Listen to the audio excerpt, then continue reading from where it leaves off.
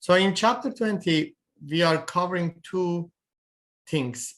Technically, those two things in other books might be in different chapters. Here, those two subjects are combined in one chapter. So even though we call it chapter 20, but most of the chapters in the managerial part of this book is very heavy-duty chapters. That's why we have just 8 chapters to cover, but technically there are more than 8 chapters. So here, first we go over process costing, and then we go to the second part of the chapter and cover activity-based costing, ABC. Okay, so let's see what we can do here.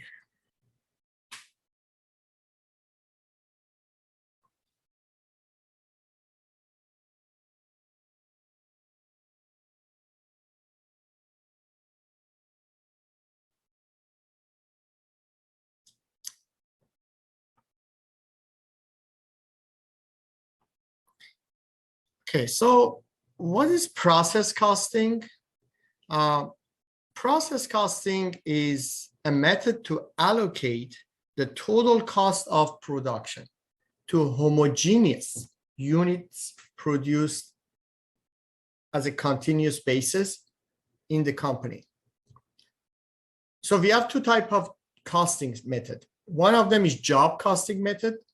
One of them is process costing method. Job costing method, that means you have separate job just once. You're not going to do it again. And it's just a one unique job that you start, you finish, you have a job cost sheet. All the costs are in the sheet already showing what the cost is. And that's it. You never do that job again. But in the process costing, you're producing the same material, same product over and over and over. So it's a continuous production of homogeneous products. So in a process costing, working process never ends. It's always going. Let's say melting department is constantly working. The scheme and the alloy working process is constantly working. Same thing, molding is constantly working. Yes, after molding is done, then it goes to finished goods and then we sell it. But those 3 departments, constantly they are in work. They never stop work. They never finish the work. So the only moment that the job is finished in molding, then at that moment, they transfer it to finished goods as final product. So in order to make it as final product, you have to put the materials in raw materials in melting in department 2 and department 3. You have to put direct labor in department 1, department 2, and department 3. Also, you need to apply the overhead to department 1, department 2, and department 3. So the application of cost for direct material, direct labor, and overhead will apply every period to each department separately. So this is a job costing that we learned already. So every job is unique. It's not a continuous production, has a job cost sheet, and every job has showing the cost of labor, cost of material, and cost overhead application. But in department, you have material, labor, overhead for every department that you have to apply. However, from department A, whatever has been finalized, that needs to be transferred to department B so they can keep working on it. And whatever is completed in department B needs to be transferred to department C so they can keep working on it. And then finally, department C whenever it's completed, then the work will be transferred to finished goods.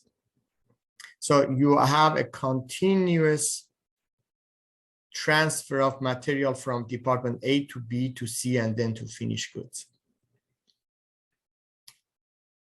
So cost of production report, it's a report used in process costing. You don't call it cost of job, but cost of production, because every department has a production. So it's a report used in process costing environment to tabulate the cost incurred within a particular stage or so-called department at any given period. So this is a very good picture to look at it. So you have tons of raw materials, and raw materials every month, you need to put a little bit in the working process for job A. Job B needs materials, job C, you put some labor into job A, job B, job C, and every job might be finished at some time during the period. Doesn't matter what time. Anytime the job A is finished, then put it in the finished goods. If after that job C is finished, then good, put it in finished goods. Job B may be finished 2 months later, that's fine. Finish it, put it in finished goods. So you see, they work separately in the job costing system. However, in process costing system, all departments are dependent to each other. So they are not independent like job costing system. They are totally dependent. That means you put some raw materials in work in process for melting, work in process in scheme, and work in process in molding. You put some labors in each one of them, some overhead application in each one of them. However, the completed product in work in process department 1 needs to be transferred to department 2 so they can start working on it. And in the same time, whatever it's finalized in department 2 needs to go to department 3 so they can keep working on it. So they are dependent to each other. And then finally, the last department, they finish the completed product, ready to sell, and they transfer it to finished goods. So this is a very good picture to understand the difference of those two.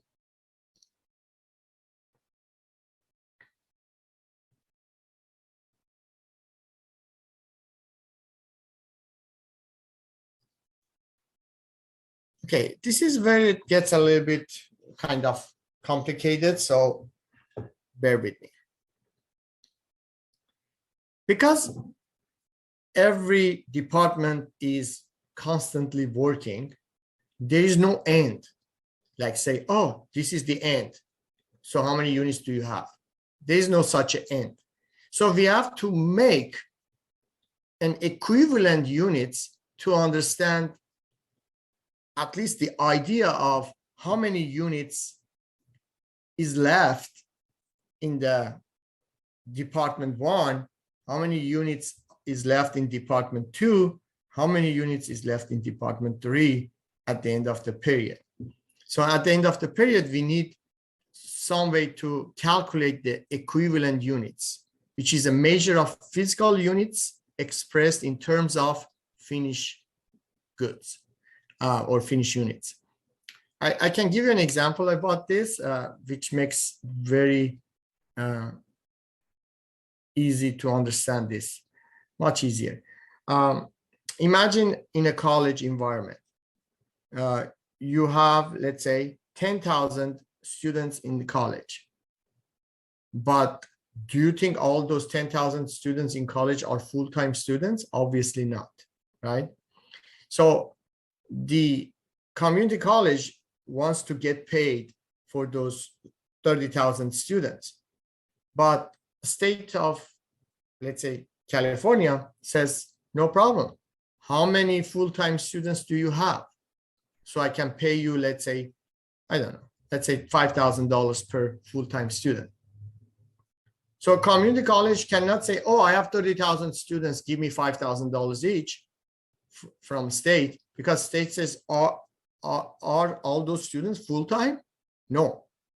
So the college needs to calculate what is the full-time student equivalent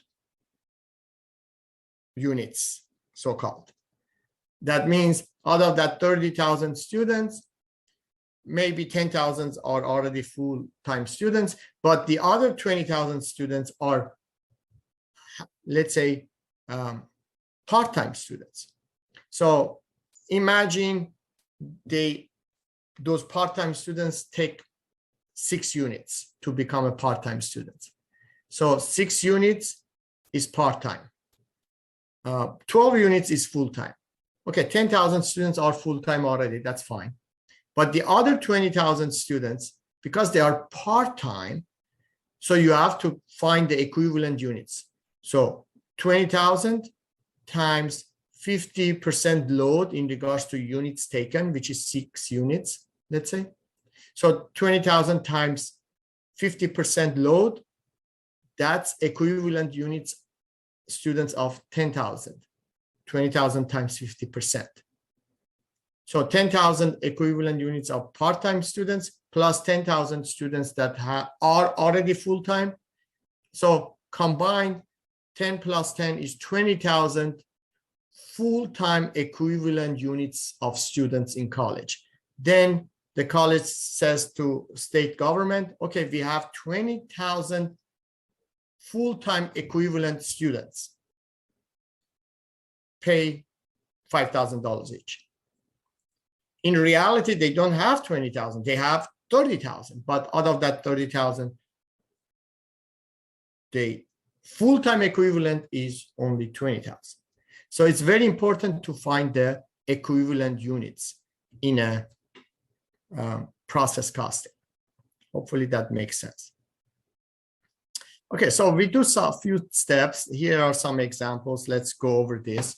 So let's say in this production, we have a beginning working process of 300,000 units. And in this period, we started into production 600,000 units. That means total units into production are 900,000 units, double line. And then you want to compare to reconcile, right? So you say, okay, we transferred already to the next department $650,000 completed, transferred to the next department. Those things that are transferred, that means completed and transferred. Make sense? However, the leftover in the ending working process in the department 1 is 250,000 units. Okay, so 650 is completed and transferred, 250 is left. 650 plus 250 is 900,000, which is properly reconciled by units into production of 900,000. So those are good reconciliation in regards to units. So far, so good. Then you go down. Then now you have to use the allocation of cost. We have 2 types of allocation of cost, either weighted average costing method or FIFO method. So 2 types of cost allocation in process costing. In this book, we are going to, and most other books, they are covering weighted average. The reason is it's much easier, not much easier, but a little bit easier and more common.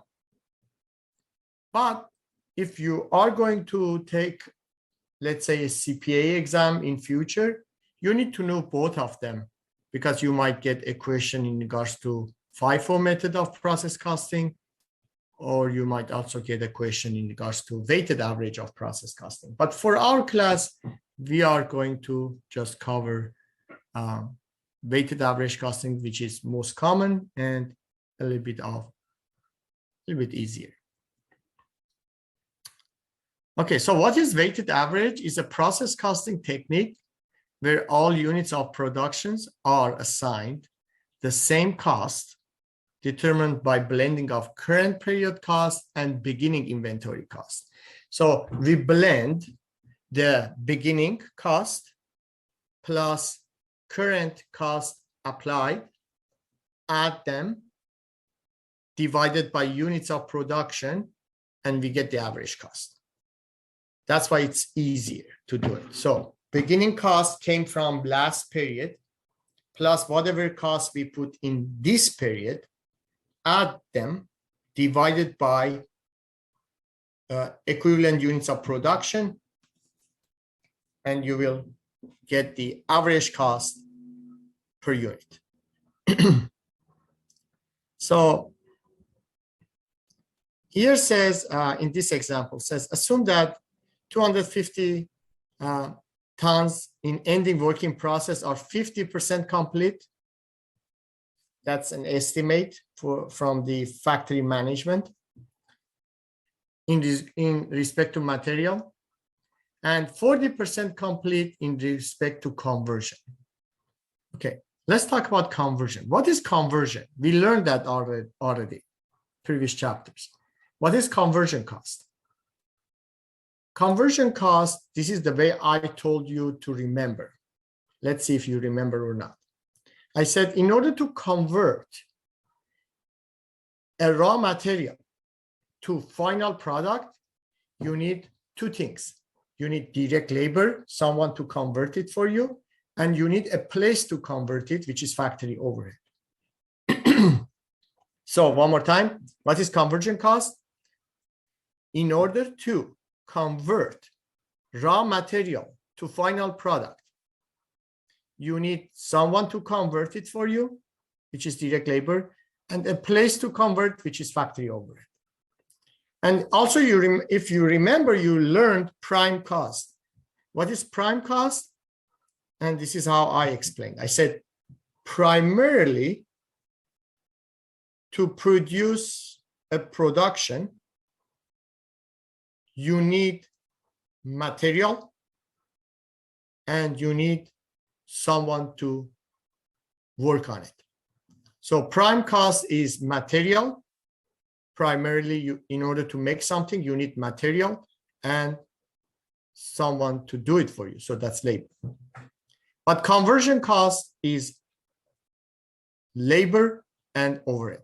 And why we put it together? Because in most cases, we can refer to conversion cost as one number instead of focusing on two different numbers, which is direct labor and factory overhead cost separately. And in a process costing nowadays, the labor cost is normally less than factory overhead.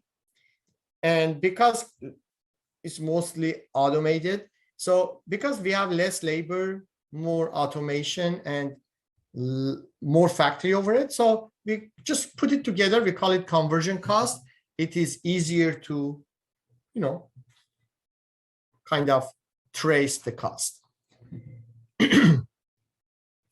Okay, so as you see, we have 900 units of production. Out of that 900, 650 is 100% completed, transferred to the next department, and 250 is left over as a ending working process. Out of that 650, because it's completed and transferred to the next department, that means direct material equivalent units is 100%, direct labor equivalent units is 100%, and factory overhead equivalent units is 100%. However, in regards to working process at the end, you need to kind of estimate the percentage of completion, percentage of material that you put already in the production, percentage of conversion cost that you already put in the production. So based on that estimate from management at the end of the period, we know that materials are 50% already entered into the production. In some cases, you might have a production that says 100% materials enters into production on day one. That's good. But in this case, materials are not that way, 100% on day one. So far, it goes by percentage, and so far we have 50%. For conversion, we have 40%. So 50% of ending work in process units, that gives us equivalent units of 125,000 units equivalent. And 40% of conversion is already, conversion cost already entered. So 40% of 250 units, it's 100,000 units for direct labor and 100,000 units equivalent units for factory overhead. So what is the total units?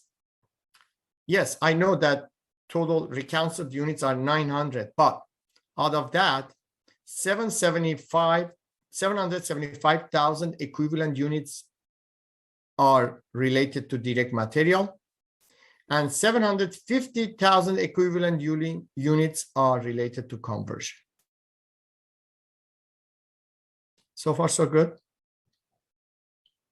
So now we figured out that important matter, that how much direct material equivalent units we have, how much direct labor equivalent units we have, and how much conversion equivalent units we have. Okay, so let's move on to next part.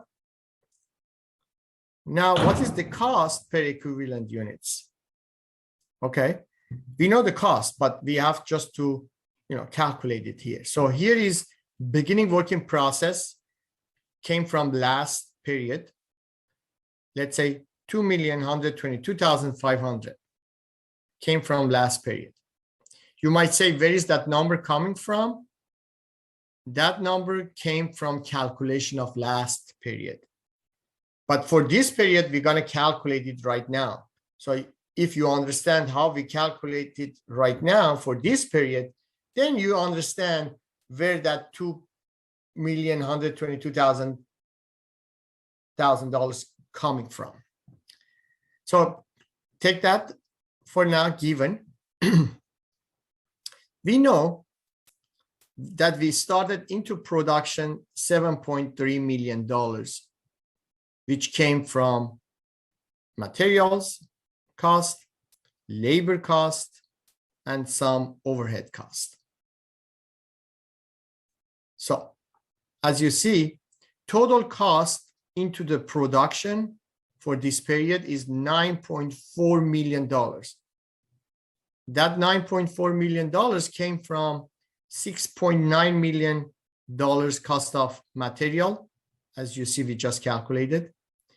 Direct labor, 1.6 million, and overhead, 825,000. So that's why we have total cost of 9.4 million. You remember we calculated the equivalent units here for material and conversion. Now we're going to use it.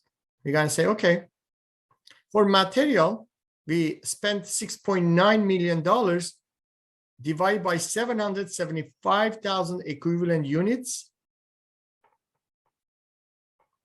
coming from here. And that gives us $9 cost per equivalent units for material. However, we have also conversion cost. So we spent 1.6 million for labor, 825,000 for factory overhead, divided by equivalent units of conversion, which is 750. That gives us $2.25 equivalent cost for labor each unit, and $1.10 factory overhead each unit.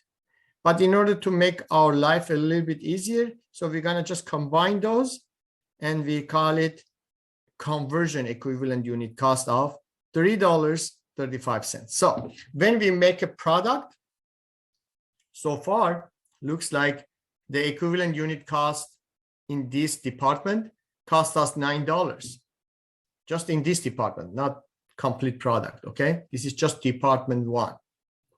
And then in department one, we put like $3.35 for material. I mean conversion. $3.35 for conversion. Material is $9. Add them up. So total equivalent unit cost is $12.35.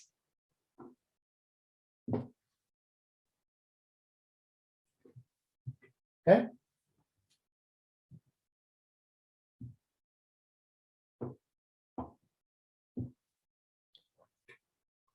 Okay, let's move on to the next page. So hold on to this information.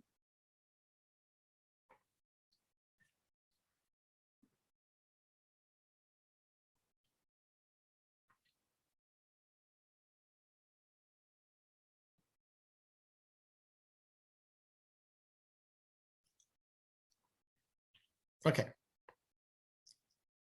Now, let's see. So we transferred to department 2 650,000 units completed. Remember, we transferred 650,000 units from department 1 completed and transferred to department 2. That means, what is the cost? So the cost is, we just calculated. Cost was $12.35. Where is that $12.35 coming from? From material $9 and conversion $3.35. Remember? So we transferred completed units of 650 to department 2. That's multiplied by $12.35. That means $8,027,500 cost of completed job or work in process product transferred to department number 2. And this is the equivalent units, right? It's 100%. However, at the ending work in process, we have equivalent units left over for materials. Our equivalent units is 125,000, and for conversion is 100,000. Remember that estimated completion in regards to material was 50% and conversion was 40%. And we calculated that already. Okay. So 125,000 equivalent units of material times $9 of material gives you $1,125,000 material.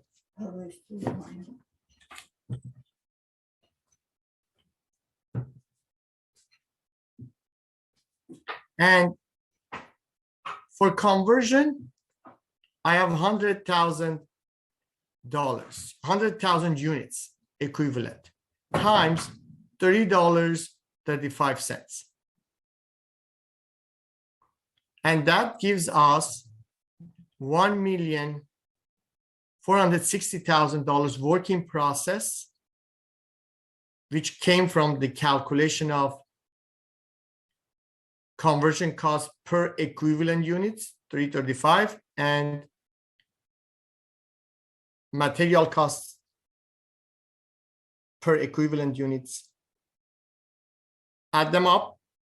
So work in process at the end now has $1,460,000. Now you just learned that where and how we came up with that beginning work in process dollar amount. Remember I said you will learn where it's coming from. Now you learn, because if we go to the next period and I say the beginning work in process has $1,460,000 value, you know how we calculated that because of this table, this area. Now we know what would be the beginning work in process next period, next year, next month, whatever it might be. And the total allocation cost is 9.4 million, which is correct because 8 million is already transferred to the next department and 1.4 million is at the end. Combined is 9.4 million total cost allocation, which that matches, as you see, there's a check mark here, that matches with the previous table information. So what we did here, we just calculated the dollar amount of work in process at the end of the period. And also we calculated the dollar amount for the product that transferred to the next department, department 2. Those are $2 amount calculation that we definitely need, according to equivalent units calculation that we did a few minutes ago. Okay, so far so good, but now we have to do the journal entry also, right?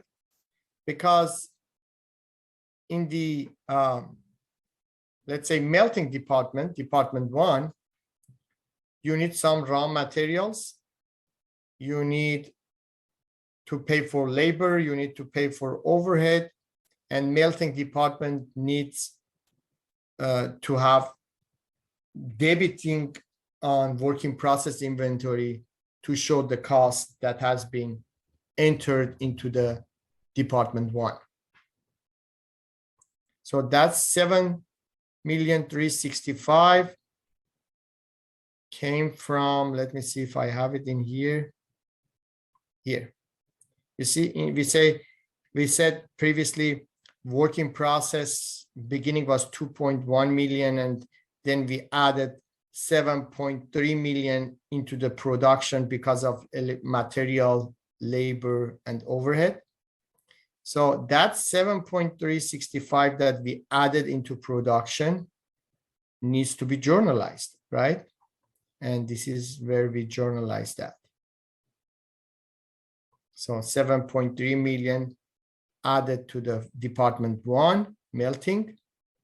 And those are crediting raw materials, crediting salaries payable, and applying overhead by crediting overhead, and putting a total of 7.3 million in the work in process department 1. And then in the department, from department 1, we transferred, as you just see here, we calculated, we transferred $8 million to next department per calculation of units that has been transferred times $12.35. So we know that's 8 million, right? So that $8 million needs to be journalized again. So we debit the department 2, which is skim alloy, and we credit to reduce department 1. So we reduce department 1, we increase department 2. Work in process, department 2 will be debited.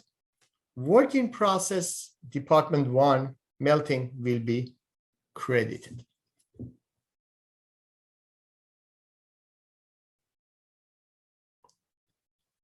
So just to recap, this is what we did. First, we reconciled our units.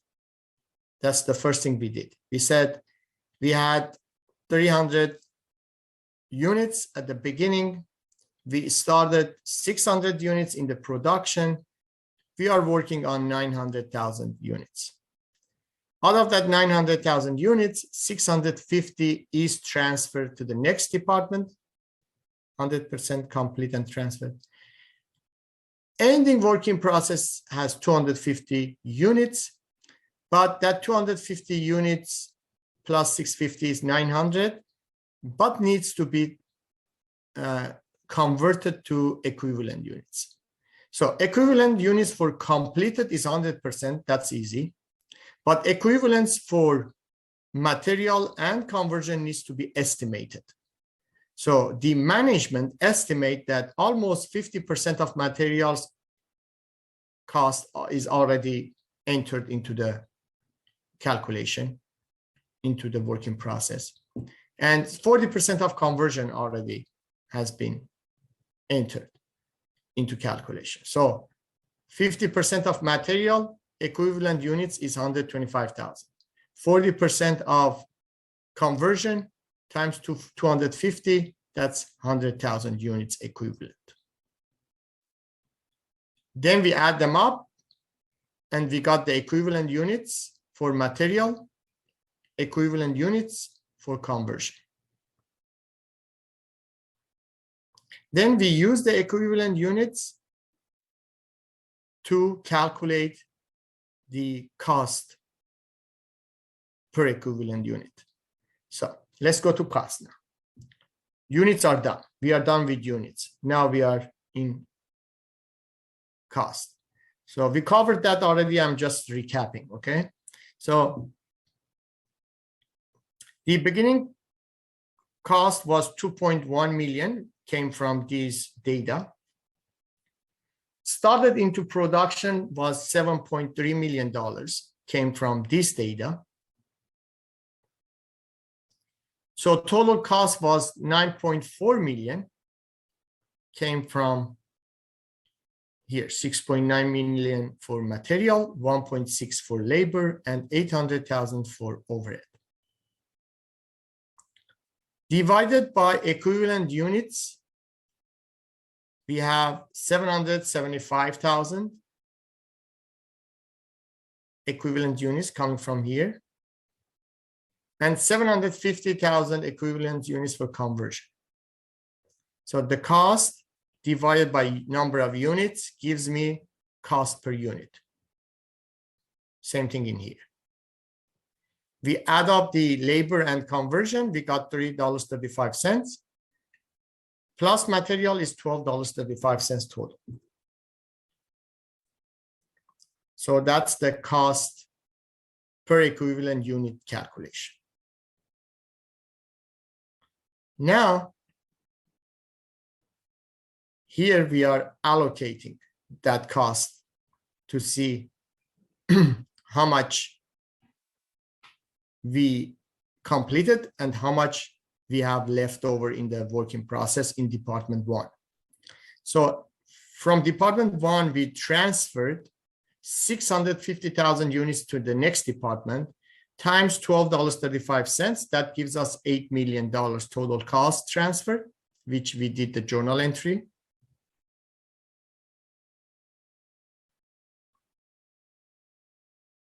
That one. And at the end, we have 125,000 equivalent units for material, 100,000 equivalent units for conversion, times $9 for material, that's 1.1 million, and times $30 for conversion, 100,000 times 3, that's 335,000. Add them up, that's 1.4 million ending work in process. Add them up is 9.4 million total cost allocation, which is perfectly calculated already. So this is the complete steps from step 1 to last step to allocate the cost. So we did unit reconciliation. We calculate equivalent units. Then we calculate cost per equivalent units. We know the total cost is 9.4 million, but this is how the cost has been allocated per equivalent units. And here we calculate how much, because we know total cost, how much total cost has been transferred, and we know how much working process ending inventory is showing in the department 1, which is, if you add them together, it's exactly 9.4, which is equals to this 9.4.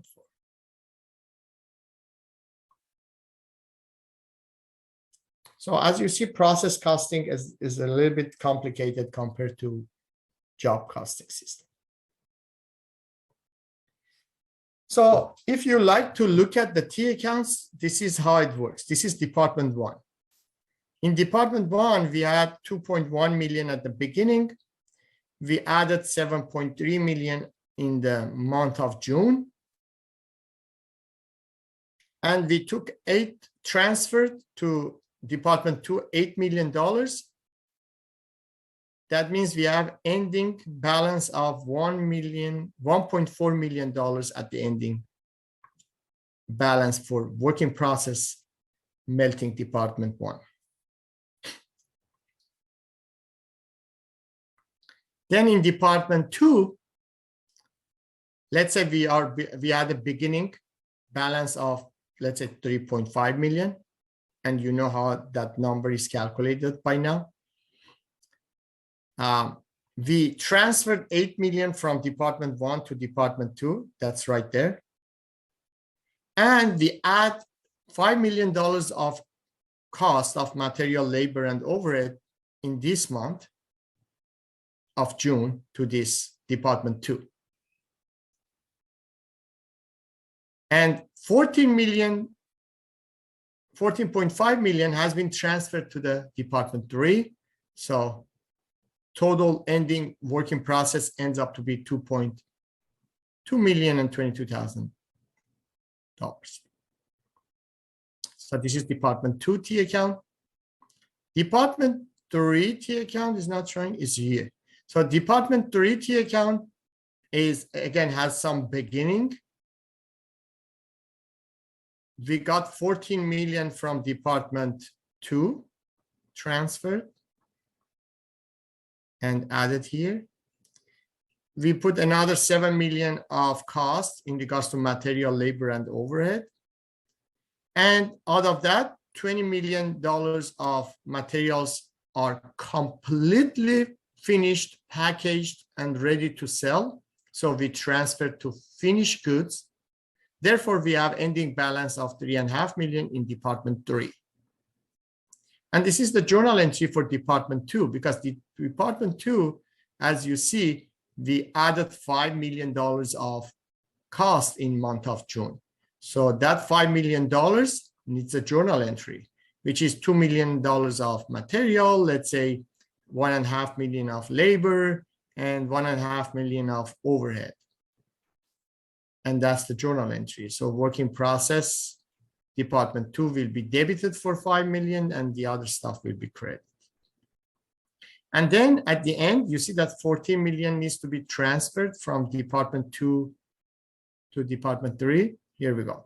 So department 3 will be debited for 14.5 million, and department 2 will be credited for 14.5 million. That's why you see the credit right there. For the department 3, again, same thing. You need to understand that we added $7 million of cost, which needs to be journalized. So $7 million of cost, including 3 million for material, 3 million for labor, 1 million for overhead, has been applied to work in process department 3 in month of June. And also by end of June, $20 million of finished goods transferred to the finished goods T account. So finished goods T account has been debited to increase that inventory, and work in process inventory has been credited to decrease it. And as you see here is the credit.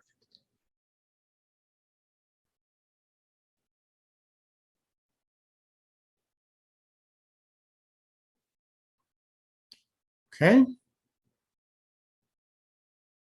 So overall view, let's look at it. So the beginning melting has 2.1 million, department 1, department 2, 3.5 million, department 3, 2 million. That was the beginning. During June, we add $7.3 million of cost of material, labor, and overhead, 5 million in department 2, and we added 7 million in department 3. From department 1, 8 million has been transferred to department 2. From department 2, 14.5 million transferred to department 3. And from department 3, 20 million has been transferred to finished goods. Therefore, the ending balance in department 1 is 1,460,000. In department 2 is 2 million, and in department 3 is 3.5 million. So total inventory, work in process department 1, work in process department 2, and work in process department 3 is 6.9 million.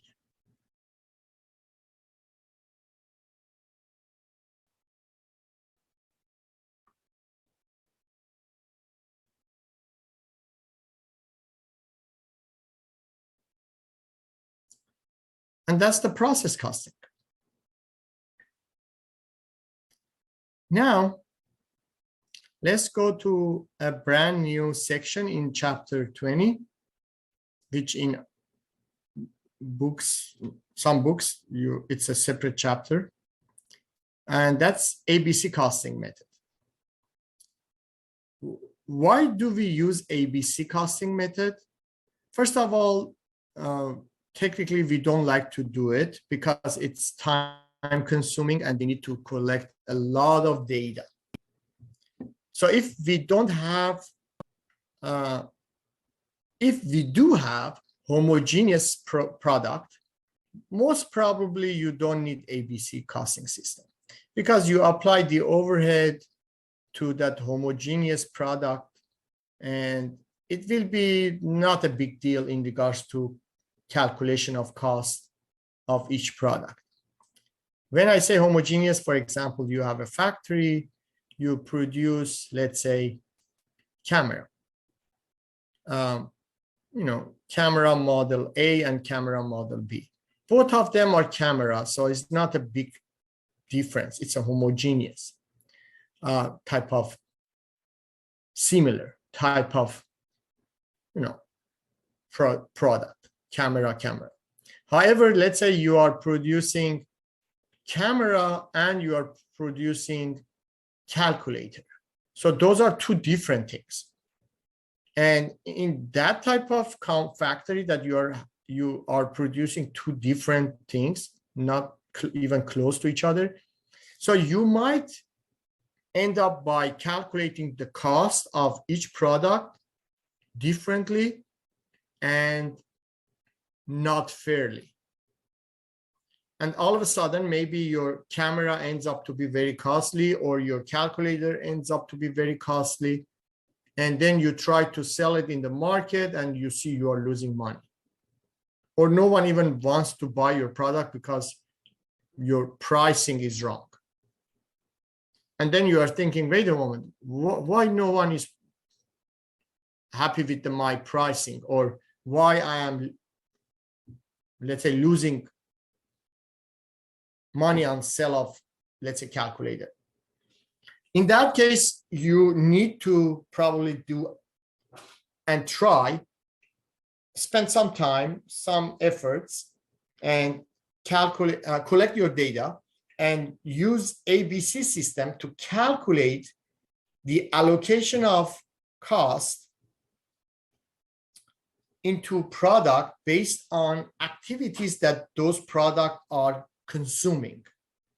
That way, you might end up by seeing, oh, your camera cost now is totally different than before, and the cost of calculator is totally different than before. And because the costs are different, now you can change your selling price accordingly, and then become all of a sudden very competitive in the market. And you can see that both products are generating good amount of margin, and everything looks nice now. All you did is just you use the activity-based costing. However, the activity-based costing not necessarily is going to be reported and used for reporting of financial statements to public, because activity-based costing, it's a managerial type of thing related for management to understand the actual cost of production for each type of product. But GAAP is not necessarily looking for that type of ABC costing method. GAAP says just calculate your cost of product, and cost of product is direct material and direct labor, which can be directly traced, and overhead. If you have other costs, those are separate, because maybe you have packaging cost or anything else. Those are period costs. In a GAAP system, period costs are part of operating expenses. Product cost becomes cost of goods sold. So what is in the cost of goods sold? Technically, direct material, direct labor, and overhead. What is in the operating expenses? They are, let's say, advertising, packaging, shipping costs, commissions, administrative services, those type of things. Those are in the operating expenses below gross profit. Okay, so you hopefully get the idea. This part it's for you to read because I already explained. And here is the period cost that I was talking about. So as I said, in the calculation of cost of goods sold, you need to know how much labor, material, and overhead are, are added together to become a product cost. And then you know what the gross profit is. So revenue minus cost of goods sold equals gross profit. Below gross profit, you have operating expenses, which are two categories of operating expenses. Selling expenses, category 1, general administrative expenses, category 2. Those are period costs. So this is a so-called original accepted for GAAP reporting financial statements, that how you put your cost and where you put your cost.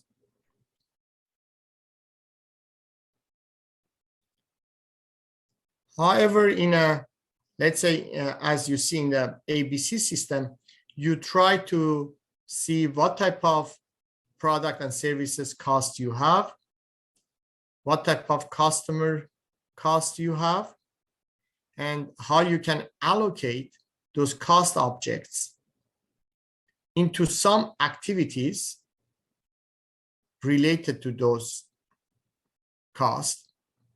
Let's say machine shop, machine setup, and also product design. You can apply this cost object into 2 activities. The other part, which is direct material and direct labor, that's easy because you can easily trace that and call it material and labor.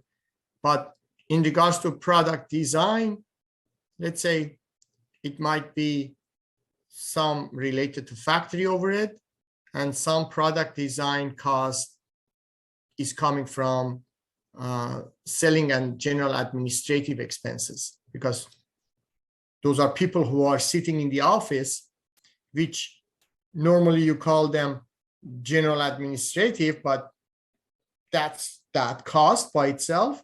It is part of overall cost for the company, which is product design. Machine setup, you can say, okay, that's part of factory overhead.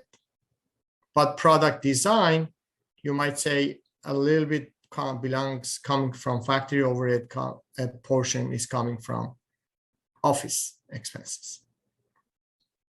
Same thing for customers. So let's say if you have customer cost, what is the customer cost? If it is related, traceable directly to selling administrative, okay, you put that over there. But some of that cost comes from catalog preparation. And why do you prepare catalog? Because if you don't have catalog for your products, then how do you want to, advertise your product to your consumer? So that catalog preparation, technically, the cost will be partially related to overhead and partially for general administrative. So you see how it gets complicated in regards to ABC, time consuming to allocate, gather this data, allocate this data. So this is where it gets a little bit, process that time and effort that you need for ABC. So here is explaining that there are some steps to ABC, which you need to study the process and the cost to see what those processes are and how much cost you are looking at, and identify them. Then you need to identify activities related to those process and cost, because some activities are in unit level activities, which they relate to the number of units of output. Each additional units of production requires another activity. But sometimes you have batch level of activity, which you do those activities and cost, but based on batch of production, not unit of production. So if you read it in here, you will probably get an example of that. And some of them are product level activities, activities that relates to the number of product produced, independent of the number of units produced. So how many products you have? Let's say you have two products, camera and calculator. So those are product level activities. It has nothing to do with units. If it's something is related to units exclusively, then that is unit level. If you can relate it to the batch, let's say batch of 500, batch of 100, whatever, then it's a batch level. Some activities are not about units or level of activities, product level, but it's about customer level activities, like activities that relates to each customer, independent of the volume of goods or services provided to a specific customer. Okay, so market level activities are activities that relate to the number of markets in which an activity operates, independent of number of product, customers, etc. So sometimes you have a market level activity, like how many markets do you have? Let's say you have, for example, if you are selling to the United States, you have 50 states, so you have 50 market level that you sell your product. Sometimes it is entity sustaining activity. Entity sustaining activities are activities that relate to the entity's ability to operate independent of business volume. And those entity sustaining activities, sometimes they are costly. For example, they have to comply with cost of Sarbanes-Oxley Act in 2002. That's requirement of Sarbanes-Oxley Act to do some procedures. Let's say that cost is entity level sustaining activities. Then it says, okay, now that you know what is the process and the cost, and you know what type of activities it is related to, identify traceable costs. That means you need to put them in an activity cost pool, the cost assigned to a particular activity. And then in step 4, you assign the remaining cost to activities. For example, let me see. Here is talking about janitorial group.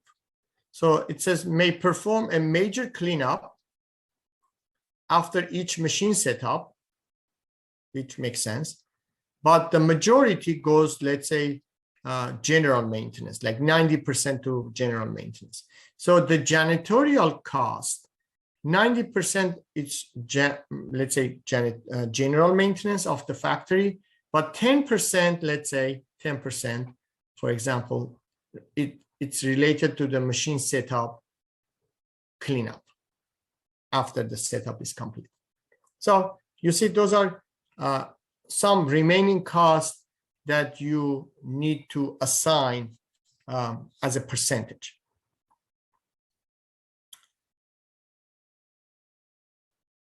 And then you need to find out a predetermined activity rate.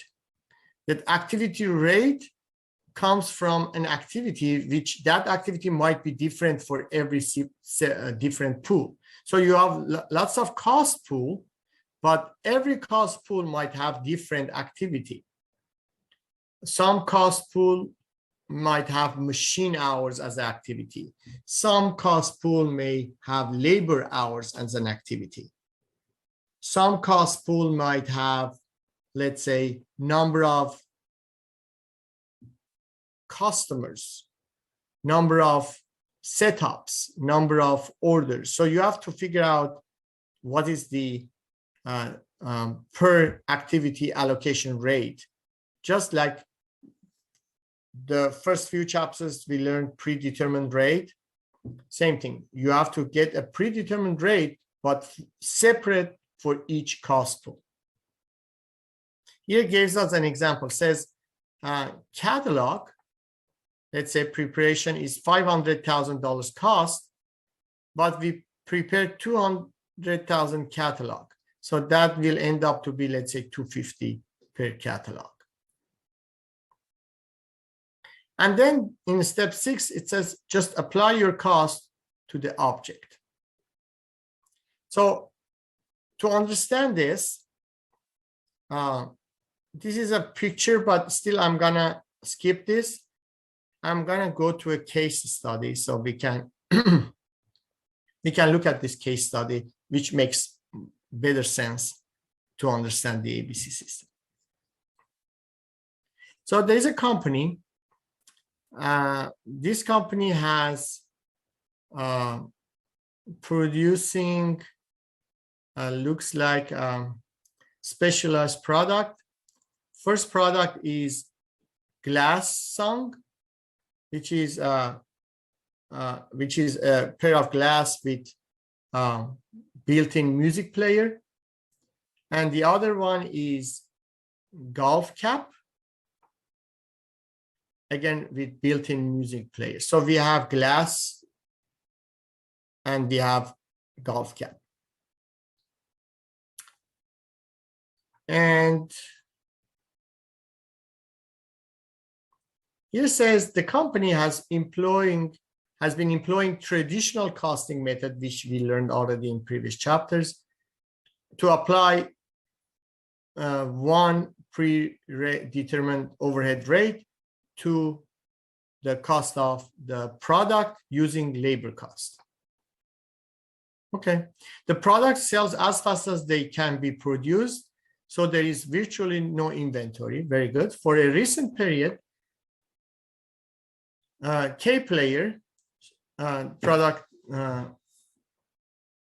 the cap, sold 90,000 units, and glass sold 110,000 units. Each unit sells for $60, which is good, right? And the total sales were $12 million, which is 90,000 caps, 110,000 glasses times $60. That's $12 million. And let's look at this. We have direct material costs for cap, $3 million, for glasses, 4.4, labor cost, and factory overhead using 300% of direct labor as a one predetermined rate overhead application. So 300% times $700, that's 2.1 million, and 300% times 2, that's $600,000 overhead application. So total product cost ends up for cap 4.8 million, glasses 5.2 million. We produced 90,000 units of cap. That ends up to be $64.44 per cap. And we produced 110,000 units of glasses, and that's divided by $5.2 million cost. That's $47. So as you see, glass costs much less, and we are selling at $60 per unit, which is good, but cap costs us $64 and we are selling at $60 per unit. That means we are losing money on that. So this way you feel so bad and you hate caps because it is just loss. And then you love glasses because you make so much money on it, right? And the reason this is happening, probably because you are using one predetermined overhead rate to allocate the cost to these two products, which might be not fair to cap. But it is very generous to glass. Therefore, glass ends up to be so cheap and cap ends up to be so expensive. Okay. And if you look at the revenue, you see you sold $12 million revenue. You have cost of cap, you have cost of glass, plus selling and general administrative cost of $600,000. That gives you 11.6 million minus 12 million. That gives you $400,000 profit. The profit is good, but when you look at separately, you see that cap is not profitable product. So you have to do ABC costing process, and it takes time. Obviously, time takes energy, takes cost to gather this data. So after we start gathering data, we see that we spend materials, labor, indirect material, factory maintenance, robotic lease payments, insurance, and other costs, total $11 million of product cost, which this 11 million is here, 5.8 plus 5.2. And we have some management salaries, design and engineering, business office rent, accounting. Those are selling and general administrative expenses, which is period cost, 600,000.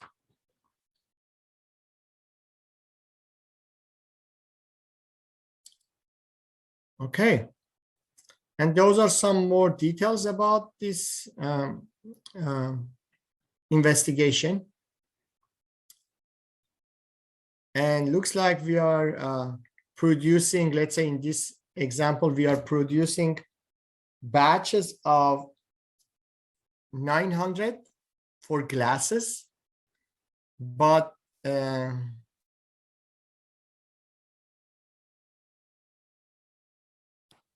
no, sorry. For cap is a batch of 900, but glasses are batch of 550. So keep that in mind. So the batches are not same. And also look at this one. It says the cap needs 100 setups, right? Needs 100 setups. That means 90,000 units divided by 900 units per setup. That's 100 setup. So we need 100 setup for cap. However, glasses needs 200 setup because we are producing 110,000 units, and each batch is 550 per batch. So that came up to 200 setups. You see? So we need to set up 200 times to produce 550 batch to end up to have 110,000 units. But this one needs 100 setup. So cap needs less setup. Glasses needs more setup. And the reason is the difference in the batches. In regards to tech support, department established, cap are sold and supported by 1,000 exclusive golf courses. Okay, so you sell caps to those golf courses. The golf pros at these courses usually call once to learn, about the product, and that's it. They don't need any more time consuming for answering those calls. But glasses are sold over internet. Oh my goodness. That means every time someone buys glasses, they're gonna call to the customer support and ask for instructions or something. So that means every one glass that is sold, we have one call in average. So that's totally different.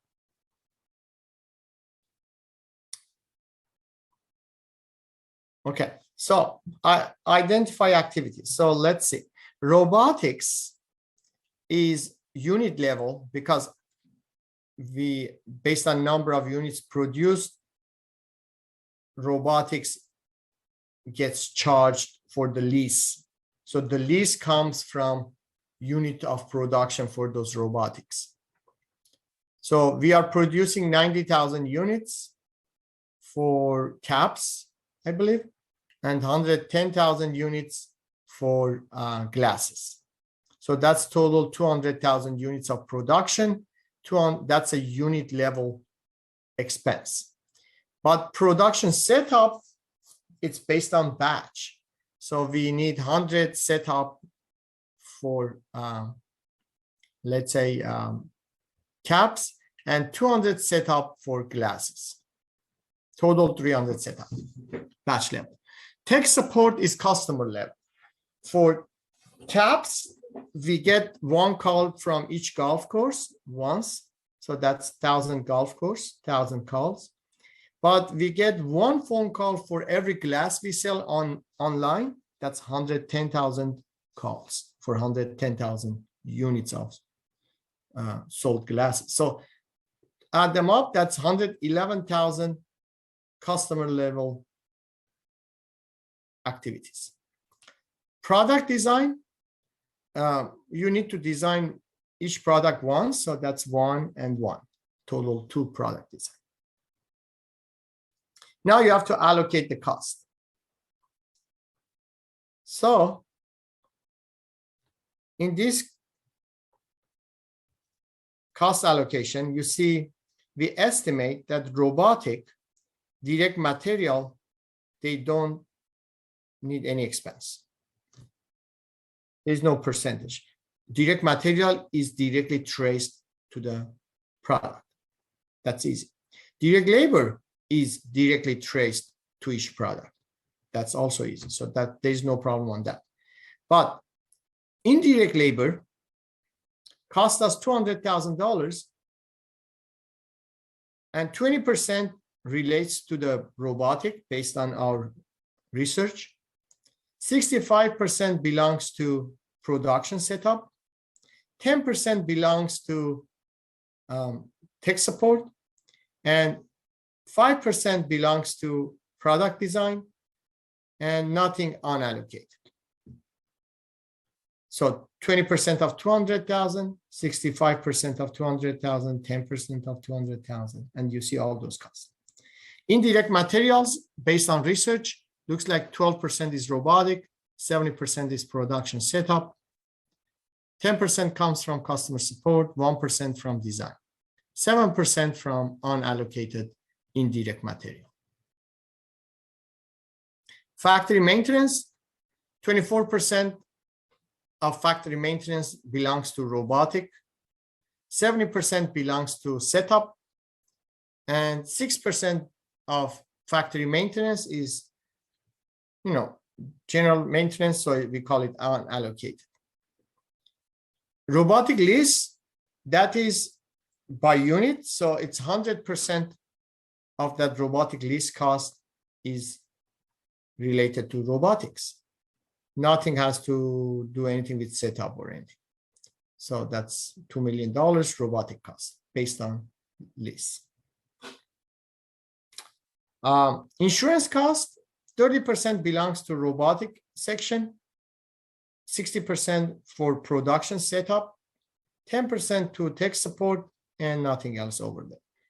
We have some other expenses like $180,000 that those are about 10% to robotics, 45% to production setup, 5% to tech support, 20% to design, and 20% to unallocated. So now we have a good percentage in this Excel based on our research. And the same thing applies to selling and administrative. For management salaries, 10% belongs to robotic, 10% to production, 10% to tech support, 30% to design, 40% to unallocated. For design and engineering, again, 30% robotic, and as you go to other sections. Business office rent. Office rent has nothing to do with robotics because it's just an office. So you can just apply that to customer support, business office rent, customer support, to production design, yes, because people are sitting there and doing design, and unallocated 65%. Accounting, you can say, okay, what are you doing with accounting? 5% of accounting relates to robotic, 5% to production setup, 15% of accounting relates to tech support, 5% to production design. The rest is just general accounting cost, which we cannot allocate to anything. We keep it separately. So as you see, now we have 2.2 million cost applied to robotic, $510,000 cost applied to production, $111,000 cost applied to tech support, $200,000 cost applied to design, and $279,000 of cost total not allocated. So we have the cost. Very good. Finally, But now we use this cost to calculate the predetermined rate per activity. So in regards to activity, we have to find something relevant. Let's say for robotic, every unit of production is an activity because it's unit level activity. For production, we go with setup, number of setup. So for cap, we have 100 setup. For glass, we have 200 setup. For tech support, we go with number of customers. We have 1,000 calls from customers. Every golf course is a customer. But for sunglasses, every sold product is a phone call. So that's 110,000 phone calls. For product design, one activity, one design is needed for glass, one for cap. So that's just one and one. Now we have it, and we have the cost, which we just calculated here. So $2.2 million of cost from robotic divided by 200,000 activity, it's $11 per activity. For production cost is 510,000 divided by 300 activities of setup. That's $1,700 per setup per activity. Tech calls are $111,000 divided by 111,000 calls, and that's $1 per call. $200,000 for product design. That's 200 divided by 2 activities, and that's $100,000 per design. Now let's apply the cost. So we have 2 products, cap and glasses. Cap has traceable material and traceable labor. Same thing for glasses, traceable material, traceable labor. That's easy. For robotic, we have $11 per unit. How many units we are producing? We are producing, let's see.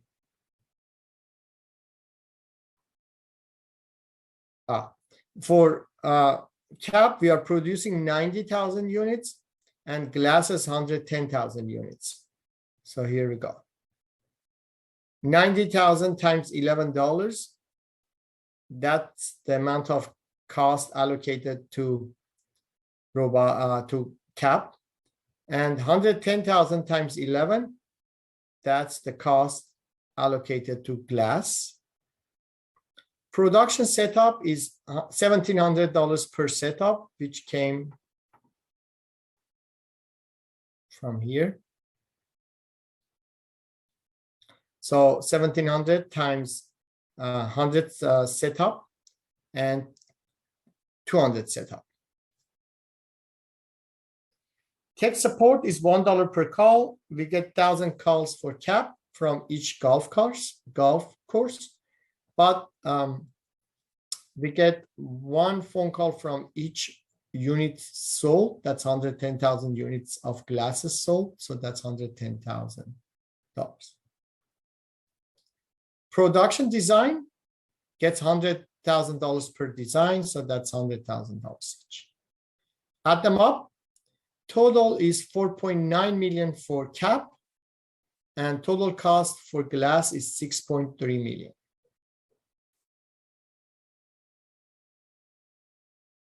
Now, 11,000 total 4.9 plus 6.3 is 11 million 0.3 plus 279,000 unallocated cost, which it was right here. Okay, unallocated cost. That's, we put it separately because it's unallocated. So that has nothing to do with those productions costs. And that ends up to be 11.6 million, which is exactly true because we have $11.6 million of expense minus $12 million of revenue. That gives us $400,000 profit. But let's look at the revenue for glasses, caps. Caps, we are selling 90,000 caps times $60 per cap. That's $5.4 million of revenue. We are selling $110,000 of glasses, 110,000 units of glasses times $60 per unit. That's $6.6 million of revenue. And we have the traceable cost of 4.9 million for caps and 6.3 million for glasses. And as you see, up to half an hour ago or so, you were thinking that caps are total loss because cost more than $60. But now you can see that caps, all of a sudden, you realize that has $439,000 of profit margin. And glasses, which you were thinking that they have such a high profit margin, you see it's actually $240,000 of profit margin. So both products are profitable, and actually caps is more profitable than glasses, which it is totally opposite of what you were thinking.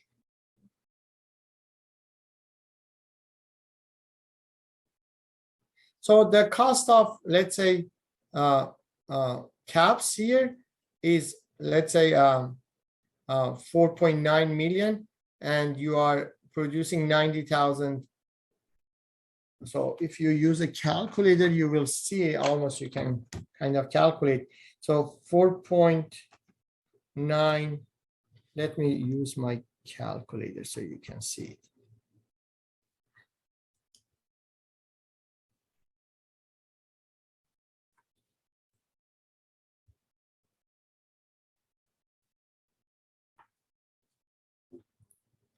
So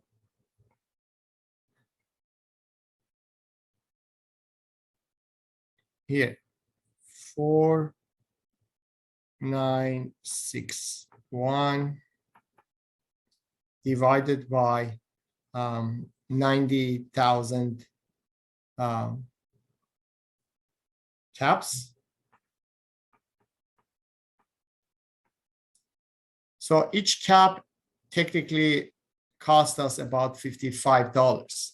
Before, your calculation was like $64.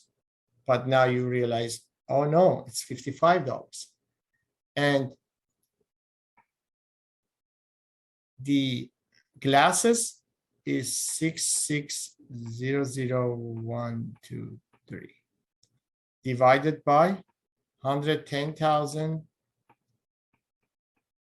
production. That's $60.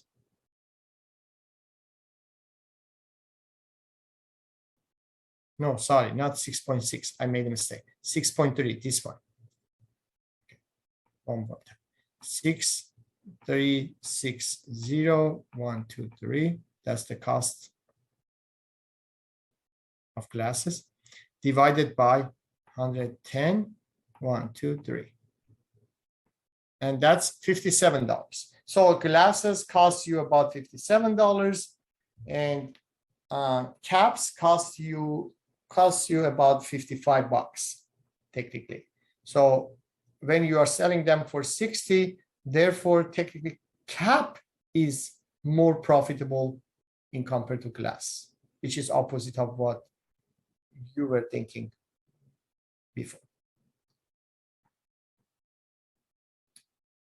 Okay, I think I'm done, huh?